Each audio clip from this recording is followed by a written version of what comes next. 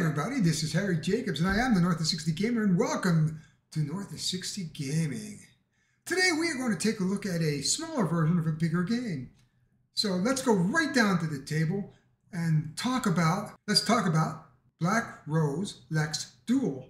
So let's just head on down.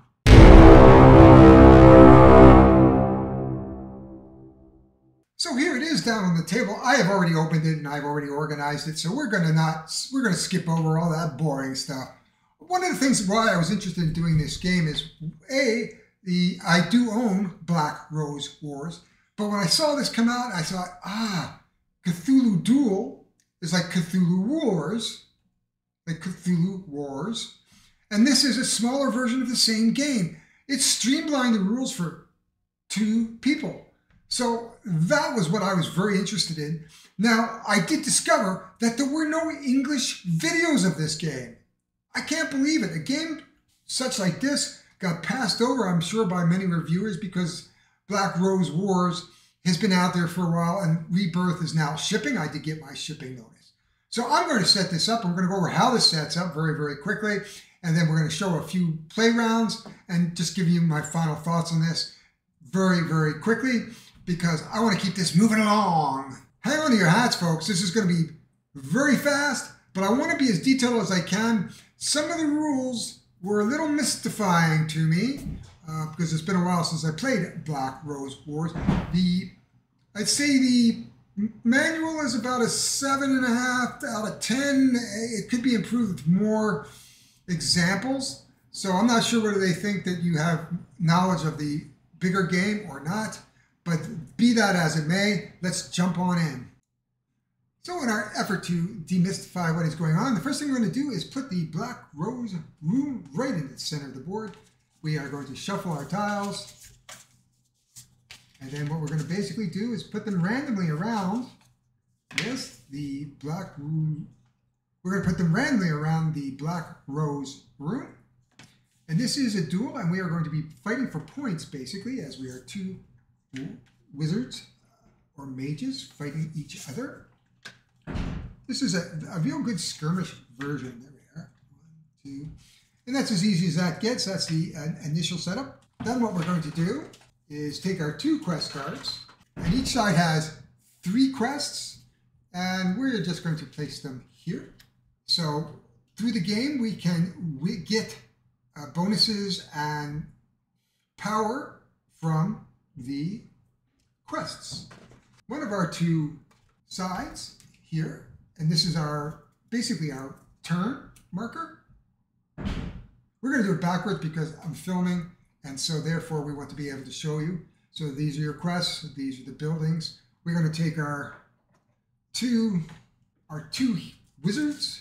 We have Ulrich, who's a real skeleton-y looking guy, and so we have 11 hit points. We have a 7 hand power. He has a 2 strength. He can move 2, and he picks up 2, basically. And here we have Bartholomew. 10. He can have 8 cards in his hand. He has 2 power. He can move 2, and he can pick up 2 cards. There we are. Oops, we have that's the beginning of the setup. We have our handy reference cards here.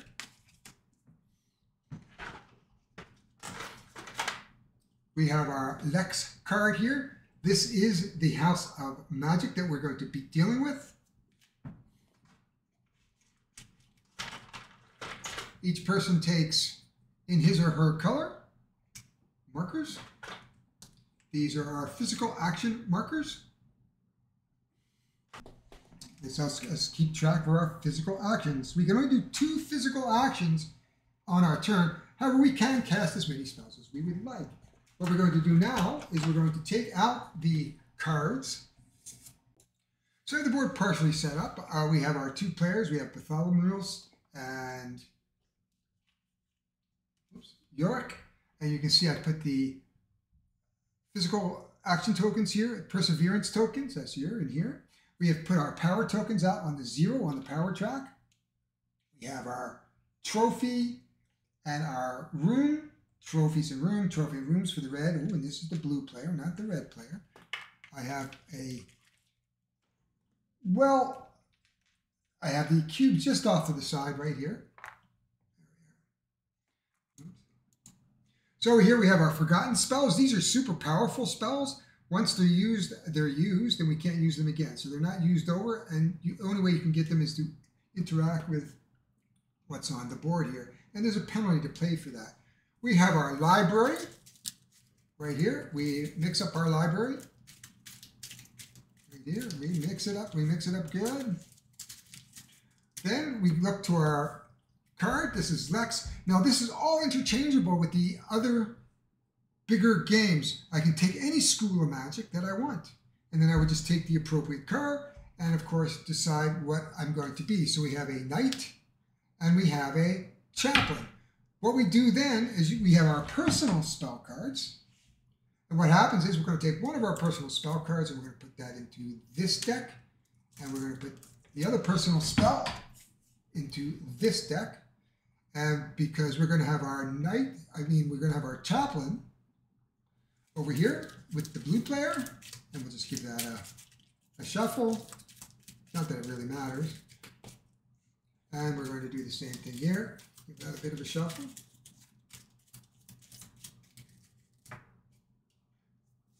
So we're all set.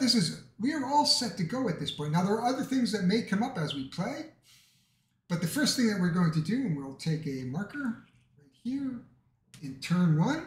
In turn one, it's the rebuilding phase. So this is the setup. Then we're going to explain to you now how each phase goes once this setup is done. As you can see, it was a pretty quick setup. Now this game is meant to play quickly. The first phase of the game is the event phase.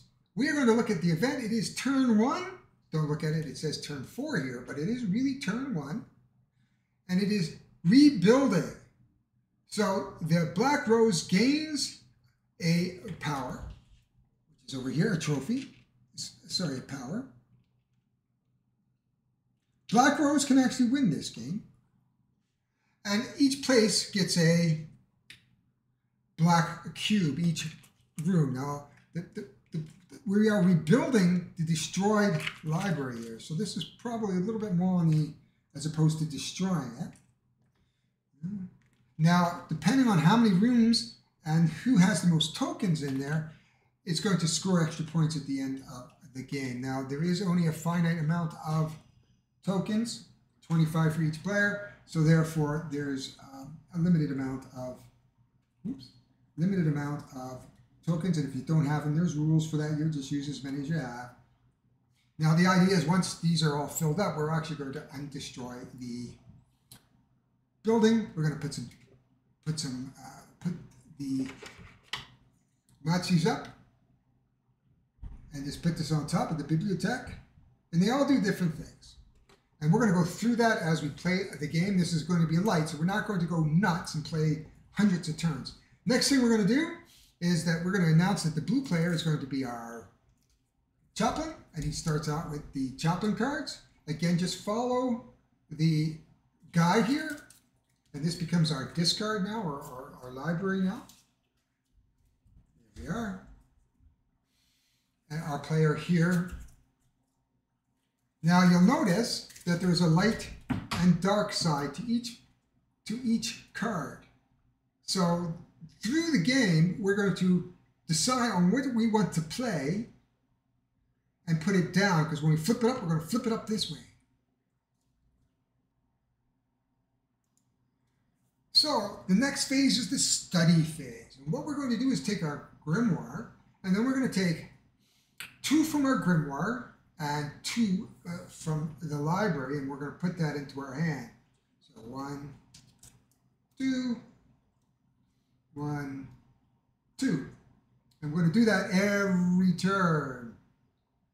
We have 4 cards, and we have now to have to decide what we're going to do here. So we have lose 1 power if you summon a Templari. Well, we don't have a power to lose, so we can't play that. Remove one of your undead. Remove one of your undead if you do place that. Well, we don't have any undead, so when we have nothing to do here, what I'm going to do is just put it here. We can use it for momentum. And momentum will allow me to move one more space. Because normally we only have so many physical moves. Here, when an evocation is defeated, gain one. But we don't have any evocations in there yet.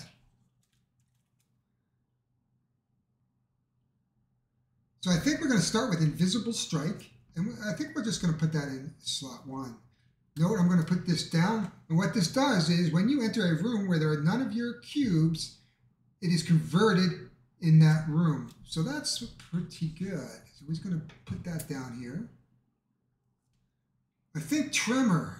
I think he's going to put this. The light side allows him to place 2. The other one lets the Black Rose place 2. If she does, gain 1 power for each cube placed by the Black Rose. Ooh, likes that one too. There we go. I think he's going to put that in the quick slot.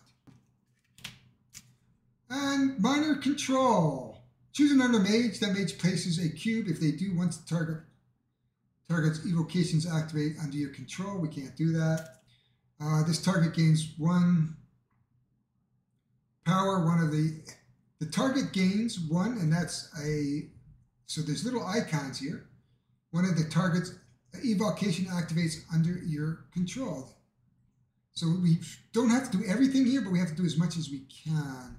So we're going to put a light side down like that. Now there are little symbols on the cards, and they indicate who you can target. So in some cases you can target the wizard himself, only the evocations, like these guys up here. They're not on the board yet. There he is there. Or both, either or. So I have selected our spells. This is the quick slot spell. This is the quick slot spell. I can play 2 spells on a turn, only if one of them is in the quick slot. There's a bit of programming going on, so you have to go 1, 2, 3, and you have to follow the order. You can always use a card for momentum if you don't. Now, we have the first player go right here. I like the idea of going for a crest early on. So our player here, Ulrich, is going to do a physical move, and he can move up to 2, which is shown on the board right there. 1, 2. And he can do 2 actions in a turn. Now it's Bartholomew's turn. He's going to move 1 to here. That is his first physical move, you can see. Second, he's going to do is use the Templar Armory, which says move up to 1. You may perform a strike action against a model. And a model can be an evocation or another. So he's going to strike him for 2, just like that. And then his second, I think he's going to do what's on here. So he's going to pull it over on the white side, and it says inflict 3 more. Bang, bang, bang.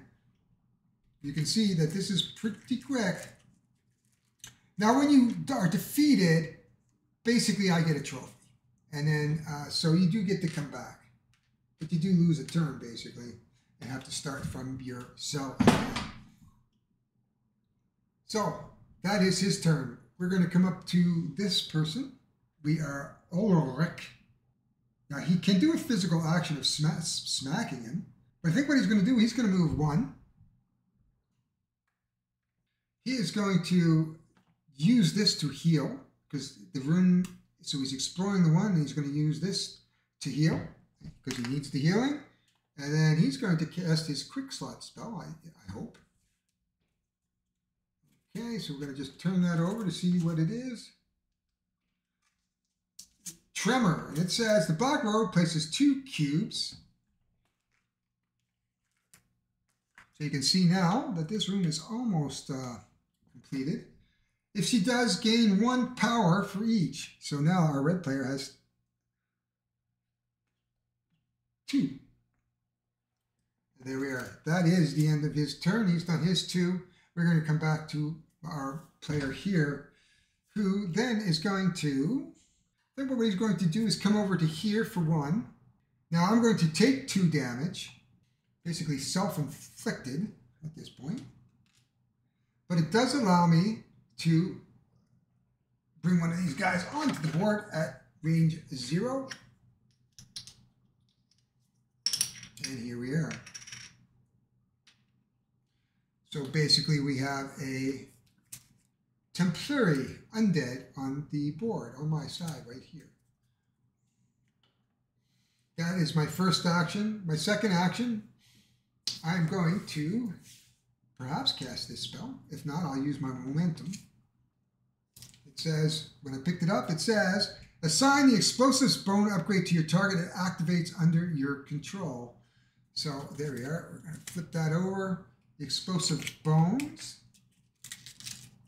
So when it is defeated, it will do 2 damage to whoever in that spot. And it's under my control at the moment.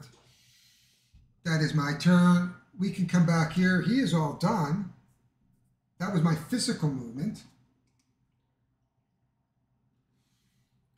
I can still cast the spell. Let's just see. So I'm going to turn this over.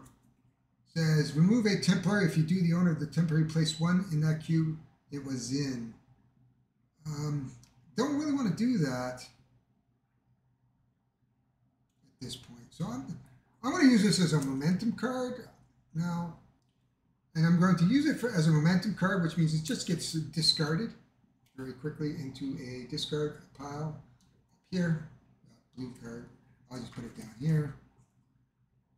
And then what happens is that I will just move over to here. Now it's just a momentum, so I'm not going to interact with that. But I'm pretty much done at this point. Now comes the evocation. Because he's under blue control, I'm going to give him blue control here. What we'll do is we'll just put this under here, just as a reminder.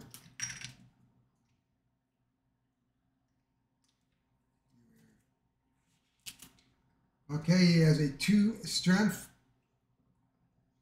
or 2 walk.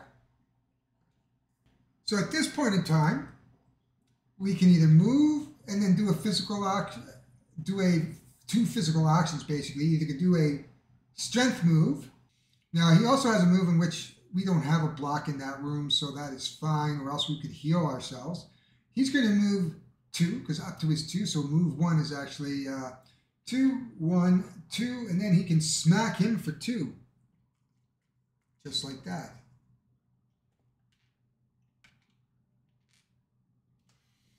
And that is how the evocation group goes. Now he has, if he gets destroyed, he could do some more damage. Now, that is the very basic of this game. We've seen a quest. Oh, yes, and I forgot. Yes, he did the 2, didn't he? So he actually would put his marker here. So when we finish a quest, we will put a marker here. I forgot to do that earlier. And then I get my 2 power, which I did, and then that is done. So that is all there is to this game, more or less. Now there's some things that we didn't show. So when this is all basically filled out, we're going to determine who the highest winner is, and they're going to get the cube moved up in the room, and then they get points at the end of the game for having the most cubes in a room.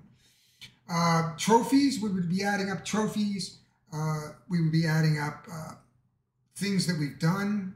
They're giving us points, and whoever has the most points at the end wins, basically. Now, this game probably is, there's a lot to this game. So this first game, I probably highly recommend playing this over the original game, Black Rose Wars, just to learn the mechanics of the cards and what's going on here. Because it's going to be a very difficult slog as you make your way through the programming aspects of the game, as well as trying to familiarize with the cards, and it's going to be very difficult. I think in the complexity rating of this, I don't know what BGG is saying, but for me, this is a heavier game. I'm going to say this is a 3, 3.25. I mean, it's not as heavy as some of the Vita Lacerda, but when you're not familiar with it, it's going to be a much heavier game than we would expect. I really can't give you a review right now because I would say that if anything, I would love to have seen a little better rule book. The components are fine. The cubes are fine. Everything is fine in terms of components. The cards are nice. They're standard cards. I have them sleeved. So everything is good in this game. I just think that the rules could have been a little better written. But the problem is there's no videos of this game. And so hopefully I demystified some of what's on the table here. I haven't showed you everything, but I've demystified enough so that you could perhaps jump in a little easier. That's all for now. I want to keep this video nice and tight, so that's why we're kind of ending it here and not showing you sort of the scoring. You can discover that on yourself. You can discover that by yourself, reading the rules and playing the game. I just want you to give you a basic understanding of the movement and the cards and the physical movement for now. We may come back to this and set up an example. Anyway, that's all for now. My name is Harry Jacobs. If you like what you saw, please subscribe. Please subscribe, hit the like. It would be greatly appreciated.